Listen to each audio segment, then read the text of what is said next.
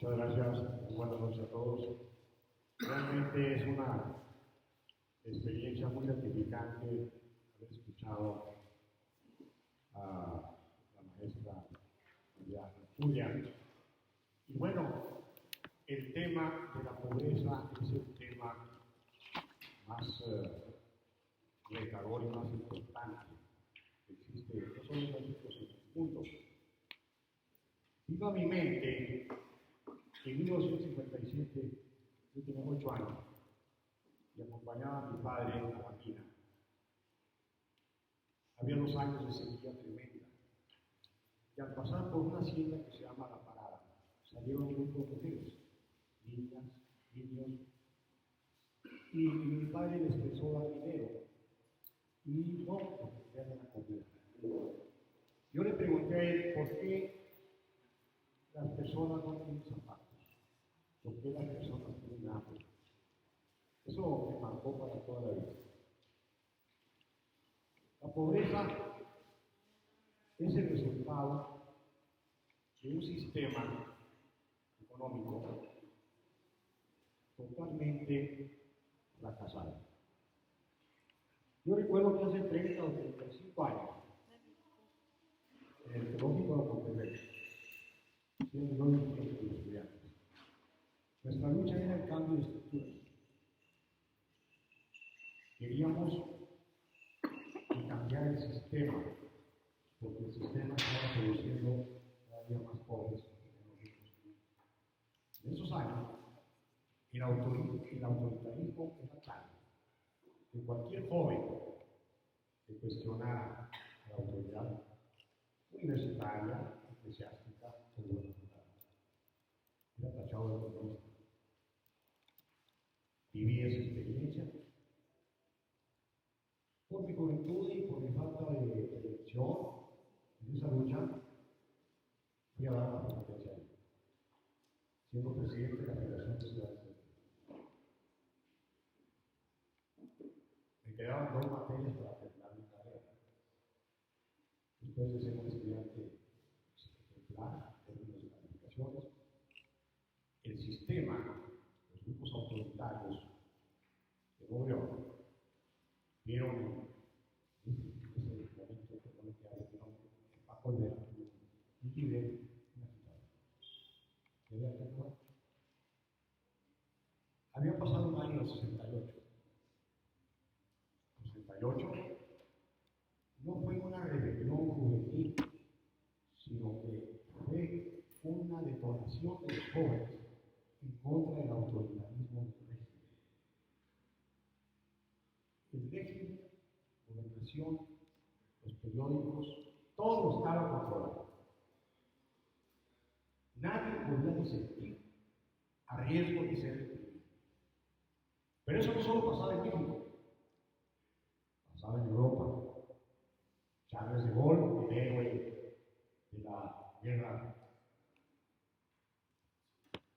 presidente de la República, envejecido, un poco al estilo de Porfirio Díaz, se convirtió en un caudillo autoritario y generó una rebelión.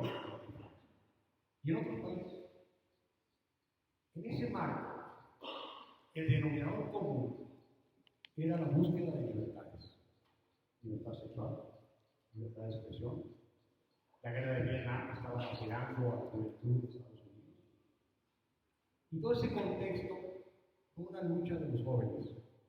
Pero he aquí lo más importante: la sociedad se sumó a eso.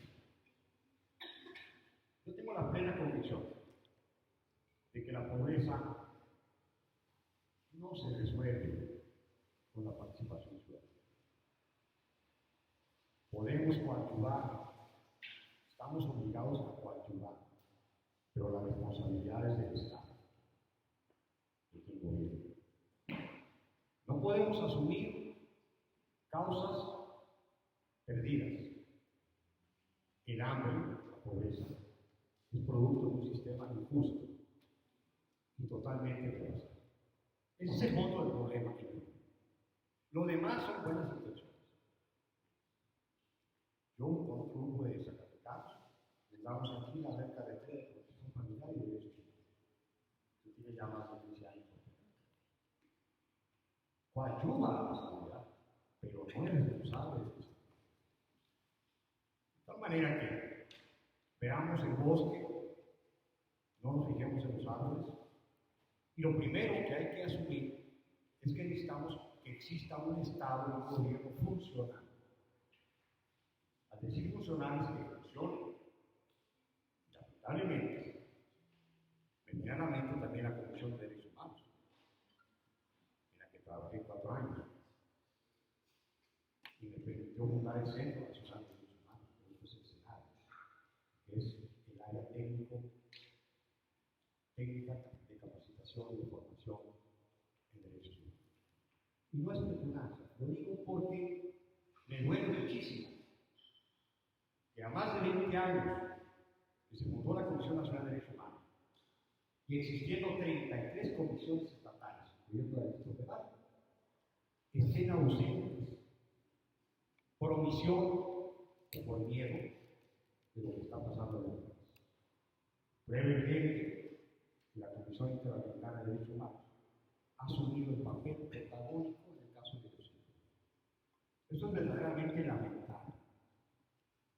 Y tendríamos que pedirle a las comisiones estatales y a las ONGs de derechos humanos que asuman su papel, que no callen.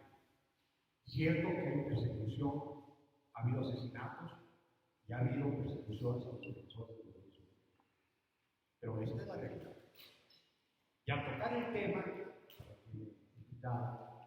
quiero decirles que también tengo la plena convicción de que la lucha de las mujeres es una lucha histórica y que se enmarca en un concepto absolutamente liberal.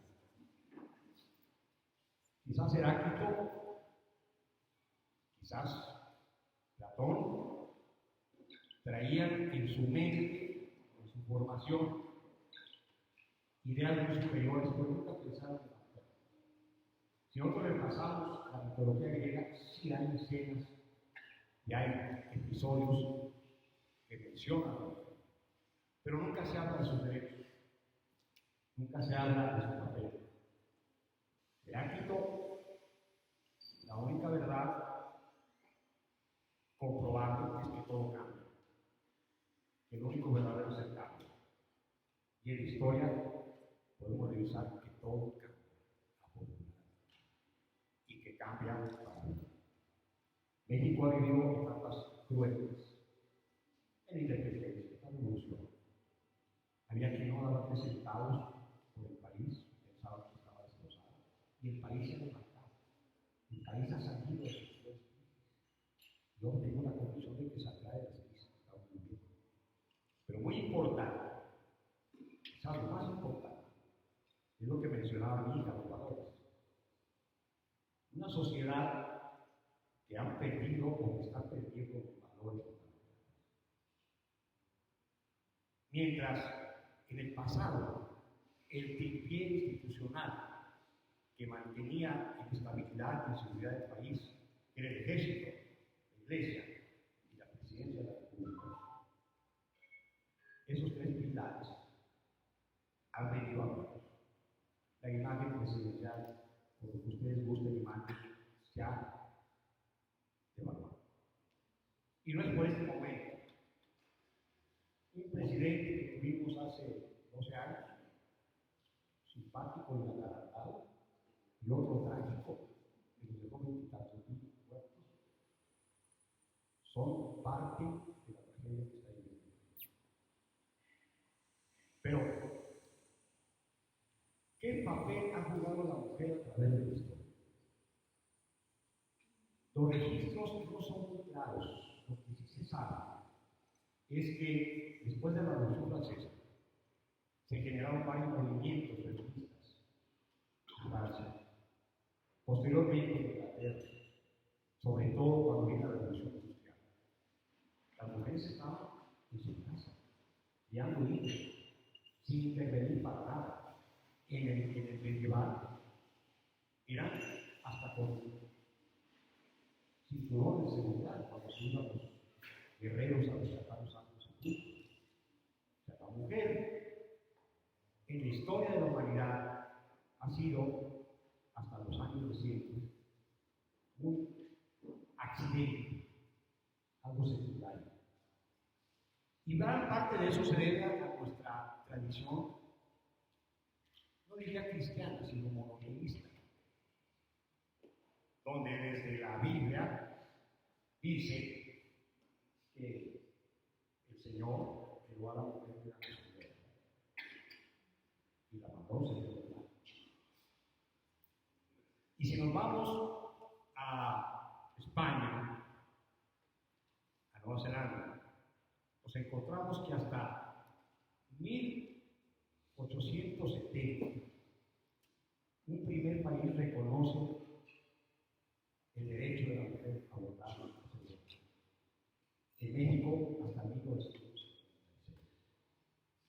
Y recuerdo una anécdota, por cierto, de una paisana mía, la senadora Aurora Navia Millán, que después del Congreso del AMPA, primera organización política de ustedes, van a entrevistarse con el presidente y le dicen: señor presidente, venimos a informarle de nuestros acuerdos de nuestro Congreso Nacional. El primer acuerdo que hemos tomado es que las mujeres estamos preparadas para ejercer el poder. Y la respuesta de Díaz Ordaz fue: ustedes estarán preparadas para nosotros. Esa marca una línea de un machismo autoritario. Hoy en día, para no aburrirnos de cuestiones históricas que hemos pasado, hoy en día el balance es positivo. Tengo 2 años y medio de tener a mi cargo la Dirección de Política de Igualdad y Género. En estos 2 años y medio he entrevistado con más de 1,000 mujeres productoras de campo. En todos los eventos de actualización y capacitación, Armando y Amanda de una cosa: el campo se está feminizando por la delegación de los hombres, por la situación económica, pero la mujer finalmente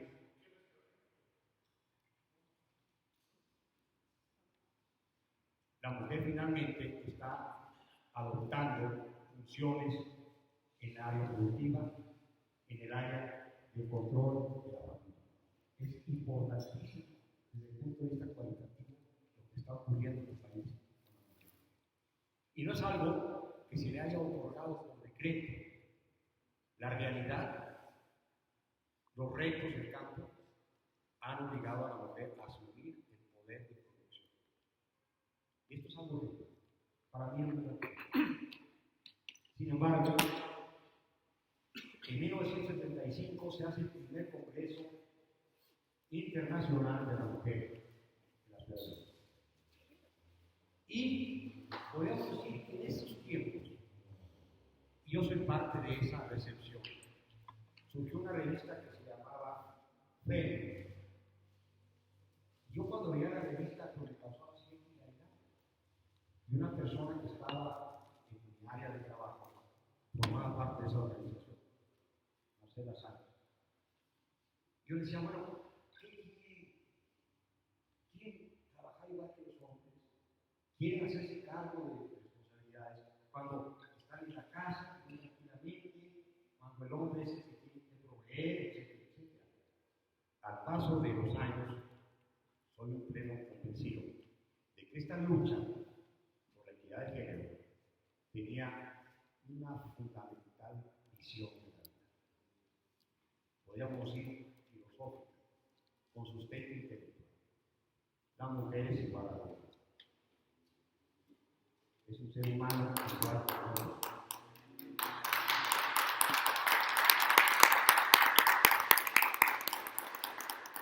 La mujer tiene derechos.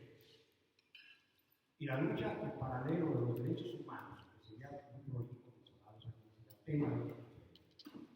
la lucha por los derechos humanos, es una lucha que también se dio gradualmente, no se dio de la noche a la mañana. Si nosotros reparamos, por decir, en Margarita García Flores o en Italiana, que eran vistas hasta con burla de muchos hombres y mujeres, porque muchas mujeres, sobre todo en la época porfiriana, estaban pidiendo el derecho al voto, no estaban de acuerdo con el aborto, no estaban de acuerdo con la igualdad laboral, no estaban de acuerdo con la libertad sexual. Lo que les quiero decir es que la lucha de la mujer por su igualdad no fue una lucha sencilla para ellas mismas. Dentro de ellas mismas había. Y eso fue lo que retrasó muy buena medida su avance. Yo comentaba con Irving, ahorita que venimos de la Ciudad de México, que hay tres tipos de personas en cualquier actividad. Llámese Club Rosario, llámese asociación, llámese organismos laborales, llámese cualquier tipo de asociación. Las que son, o los que son de avanzada, los que son conservadores. ¿Y cuál es el otro? Y los que son fanáticos. En un mismo movimiento hay distintas actitudes. Por eso las organizaciones civiles y las organizaciones en general no son sencillamente fabricables. Hay que estarlas haciendo bien, porque si no, pueden quedar. Ese proceso lo vivieron muchas feministas hasta lograr, a partir del 75 y pasando por el 68, donde por primera vez, ustedes lo pueden constatar por informaciones internet, salieron las mujeres que querían manifestarse durante los años. Anteriormente las manifestaciones eran de líderes sindicales, de campesinos, no se veían mujeres. En el 68 ya aparece. Y empiezan las universitarias feministas a tomar conciencia y a exigirle y a dar reforma a la lucha por la igualdad de género. Y más aún, en 1985, en el temblor, me tocó vivirlo, me tocó participar en los trabajos de rehabilitación, sobre todo de abasto, de agua y de también sufrió. ¿Y qué ventajas, qué beneficios tiene el país con este proceso? En primer lugar, hoy en día existe una legislación, pero también una conciencia social, de que si una mujer es maltratada, golpeada, no falta quien denuncie ante una ley. Era tu esposa y haz con ella. Hoy una denuncia de cualquier ciudadano hace que esté la policía que lo investigue. Hoy en día, en las oficinas públicas, privadas, en el taller, en la plaza pública, la mujer puede trabajar libre. No tiene discriminación.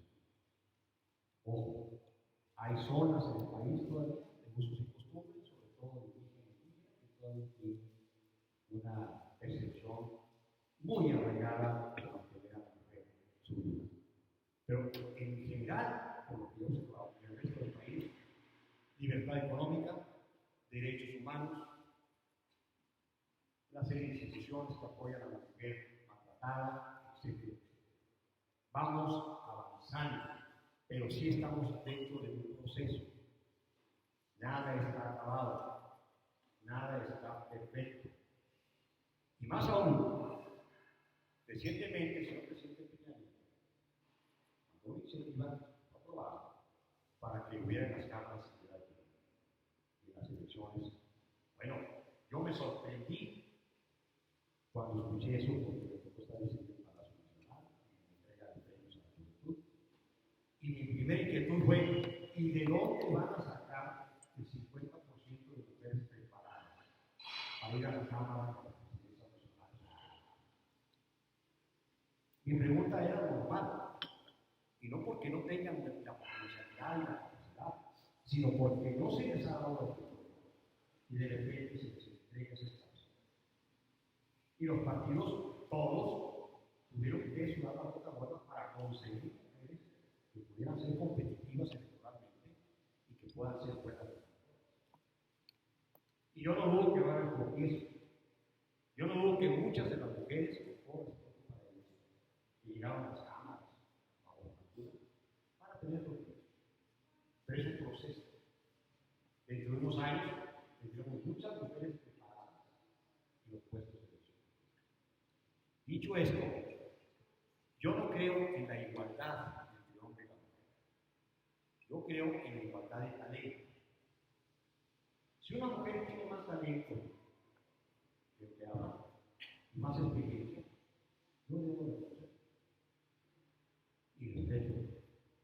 Pero no porque sea mujer va a tener más derechos que yo en mi puesto, o yo por ser hombre más derechos. El gran reto que tienen las mujeres en este momento de la equidad de género es superarse y es agarrar esta vela y producir resultados que las dignifiquen y que dignifiquen el trabajo político y social. Ese es el gran reto. Y bueno, finalmente, hoy vivimos una crisis de confianza. Vivimos un escenario que nunca nos habíamos imaginado algunos de nosotros, que es la plaza pública que son las redes sociales. Quien no está en las redes sociales o quien no maneja las redes sociales es como decíamos antes, el que no sabe la televisión. Entonces, la sociedad que vivimos hoy es muy compleja. No es tan simple como la que se vivió en tiempos de Friaco o inclusive en la Constitución. Que por cierto, ustedes podrán registrar que en la Convención de Aguascalientes, que Sevilla, Zapata y Obregón, representantes de cada en el teatro de Aguascalientes, no había una sola mujer. No había una sola mujer. En la convención, en la Constitución de Querétaro, los constitucionalistas eran fundadores. No había una mujer. Pero quiero aquí, no en defensa de los hombres, ¿no? Ni en defensa de nadie. Desde la tradición cristiana, el monoteísmo, el maometano, los hindúes, etc., viene una formación o una deformación del mundo intelectual, donde se veía muy normal que la mujer no participara. Y vemos a muchos liberales de alto nivel, quizás la excepción haya sido John Stuart Mill en Inglaterra, que sí se pronunció a favor de la igualdad de la mujer y fue un escándalo. Pero repasen a todos los grandes liberales que ha dado nuestro país. Quizás pronunciaron a la excepción, pero nunca se pronunciaron a favor de la igualdad. Porque su mente, su intelectualidad estaba formada o deformada en el sentido de que el lugar de la mujer no era la política, no era la participación social. Era criar hijos y dar la casa.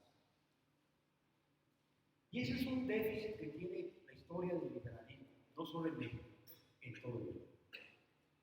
Quienes construyeron la lucha liberal de las mujeres fueron, excepción, si hay algún historiador que encuentre datos precisos donde algún liberal destacado se haya pronunciado a favor de los derechos de la mujer, reconozco mi error y mi ignorancia. Yo no lo encontré. De tal manera que el gran reto de hoy es que vivimos un sistema político que si fue funcional en el pasado, cuando había un partido de Estado, cuando había un ejército, una iglesia, un presidencialismo, era el tripié, era la cuadrícula que mantenía al país en tranquilidad, en progreso, no.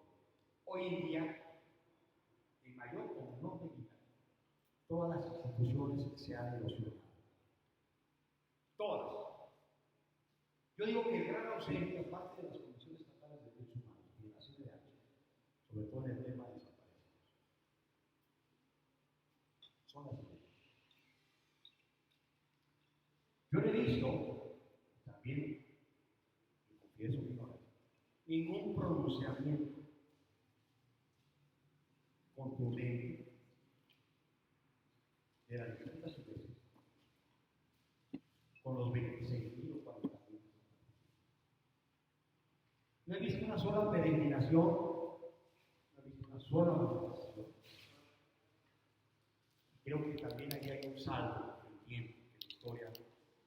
que valor.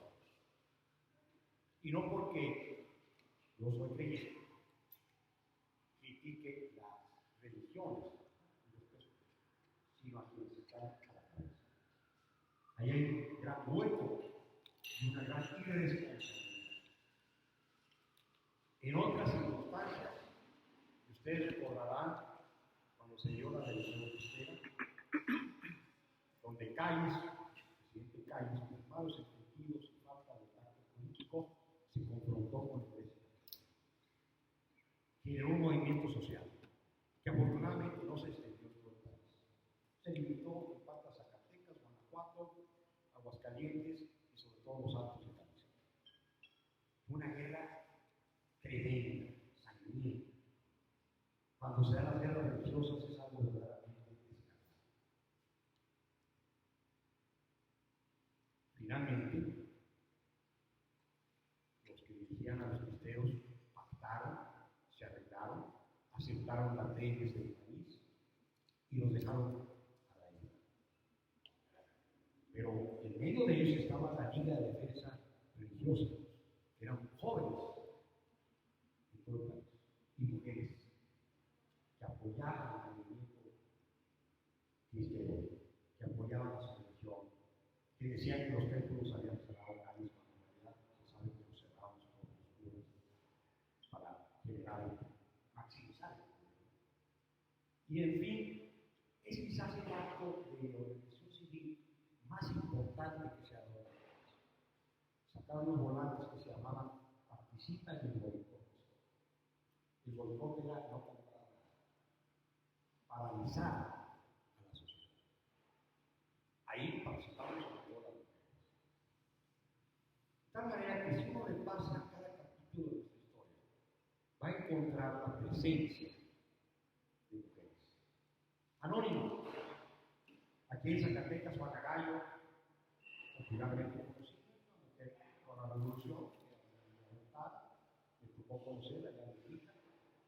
En México, María Pistolas, a quien Obregón le entregó la pistola, porque le dijo que es la única joven que ha defendido la Ciudad de México. La Ciudad de México, los defendos no salían a la calle cuando estaban carrancistas, budistas, huertistas, se refugiaban en sus casas. No participaban. Y es entendible, porque la Ciudad de México era el centro y no podían tomar partido porque después llegaban otros y otros. Todo lo que hacían era refugiarse. Es entendible. Pero si repasamos la historia de la revolución, del porfiriato, de la reforma, de la insurgencia, pues son pocas las mujeres que están registradas históricamente. José Ortiz de Rodríguez, ¿quién más? Ramírez. En el porfiriato, la huelga de Cananea, la huelga de Río Blanco, participaron las mujeres, sobre todo la de Río Blanco, porque acuérdense ustedes que cuando vino la revolución industrial, en las fábricas de hilados y tejidos, pues era indispensable la participación de mujeres. Pues en la huelga de Cananea murieron muchas mujeres que se enfrentaron con aquello que dijo Porfirio Díaz, mata a los españoles. En la huelga de Cananea no tanto, porque eran la mayor parte de varones. Pero luego me remonto a 1975, en el sismo, se constituye una agrupación de costureras en la zona céntrica de la Ciudad de México, casi pegado a Pachuca, que es donde se concentraba la mayor parte de las fábricas de ropa, casi miles, que eran desarrolladas. Y se formó una organización que posteriormente creció y se sumó a la lucha de todas las generaciones feministas. De tal manera que lo que a mí me queda claro es que la igualdad entre el hombre y la mujer llegó para quedarse. Es un hecho indudable, es algo indiscutible y que no está todo acabado, es un proceso. Y la parte más importante del proceso es que las prerrogativas que ahora les brinda la ley y los partidos políticos es una gran responsabilidad.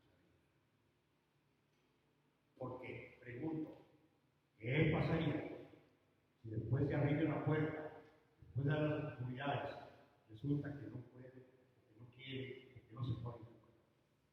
Para mí ha sido difícil en la Cámara ponerme de acuerdo con el diputado.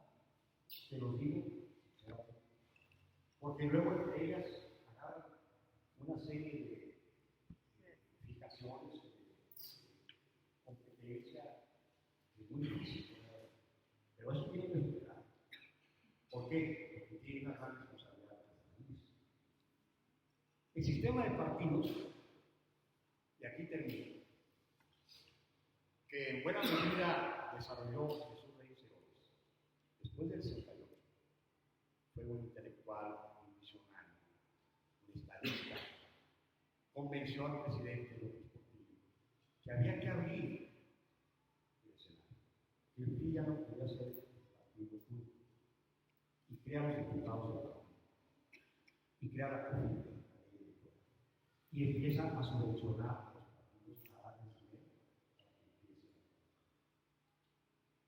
Yo recuerdo de chamaco que alguien me decía, mira, el PAN es palero del PRI, necesitamos un palero, y le damos la explicación de boca a boca por muchos años.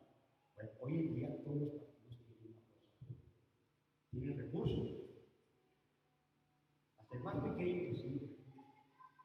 Pero el sistema de partidos, sobre todo en los últimos años, no ha sido funcional. No ha dado los resultados que se esperaban. De ahí suben las candidaturas independientes. De tal manera que los mexicanos a veces son obligados a ir quemando etapas. Todavía no hacemos que funcione bien el sistema de partidos, que es carísimo. Le cuesta al país un dineral. Son miles de millones de pesos los que se liberan. Y miles de millones de pesos los que se libera el equipo electoral. Y aún así, ustedes platican con cualquier ciudadano. Y no está satisfecho. Tenemos que fortalecer el sistema de partidos. Tenemos que fortalecer las instituciones. Tenemos que apoyar las medidas que ha tomado el gobierno de México para fortalecer la educación. Tenemos que ser proactivos. Lo que aquí decía la conferencista en la que se dio, es importante que cada quien haga algo en su ámbito, pero que sí tengamos una visión positiva, realista, de que una cosa es lo que podamos hacer nosotros de buena voluntad, pero el problema está en quienes tienen el poder, quienes tienen la responsabilidad. No podemos ser supletorios. En otros países, Estados Unidos, Holanda, Bélgica, las organizaciones civiles son muy fuertes. Y muchas de las organizaciones civiles toman decisiones y proponen y operan políticas públicas. Aquí en México eso apenas se empezó. Porque lo que se llama Ampuria, sí, es cierto. Pero el gran reto es otro. El gran reto es asumir y reconocer, en primer lugar, que la lucha, el liberalismo, lo que se ha contribuido en el liberalismo, en el tema de la identidad de género, no ha sido producto de nosotros, ha sido producto de nosotros. Y que son ellas las que tienen ahora la responsabilidad en las oportunidades que les están dando el sistema. Y no oportunidades, las que se han ganado para construir un México más justo, más seguro. Muchas gracias.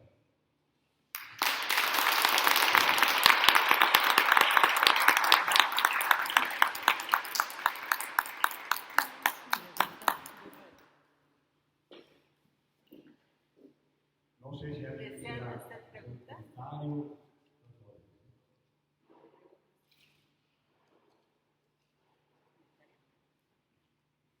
Bueno, agradecer la participación y este hermoso recorrido que nos ha hecho usted por la historia, la sociología, la filosofía y concientizarnos sobre la importancia de la mujer en el papel y en la historia de México.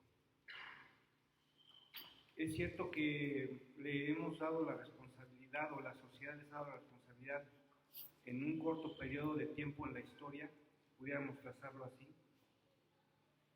pero ellas se ajustan rápidamente, tienen una capacidad de adaptación muy rápida.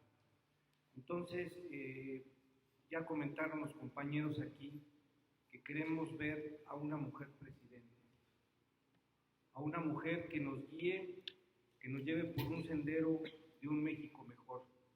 Y qué mejor que fuera de estas filas de líderes juaristas.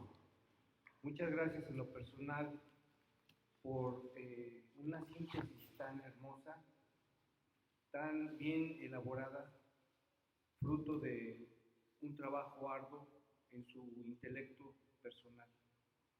Muchas gracias y es todo.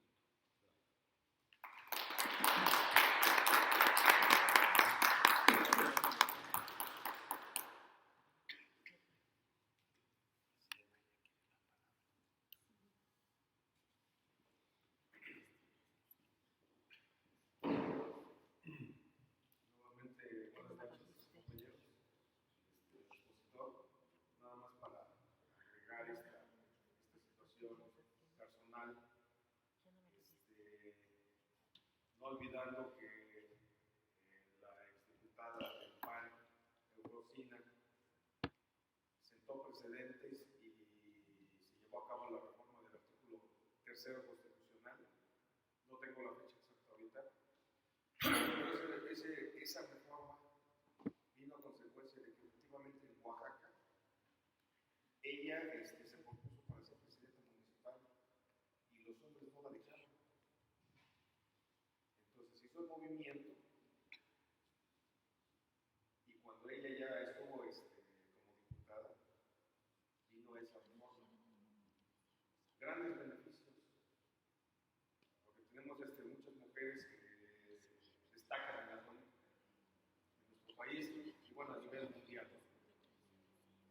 Ahora, gracias a esa reforma, acarreó también la situación de los pueblos indígenas por la libre determinación. En algo personal, yo en las elecciones pasadas comandaba con otros compañeros un grupo considerable de militantes en la zona de Texcoco. Abarcábamos 2 distritos electorales. Y lo triste fue cuando hice valer precisamente los derechos indígenas. ¿Cuál fue la situación? Que al político estatal no le gustó que las mujeres lo comandaran.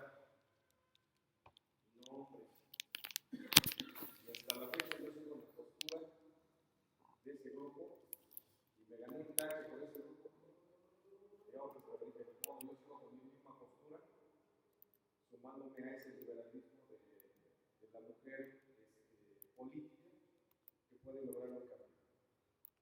Nada más sería para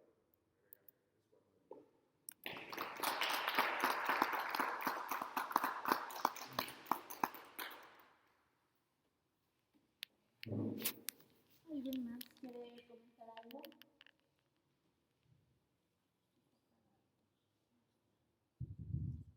¿Alguien más quiere comentar algo? ¿Alguna pregunta?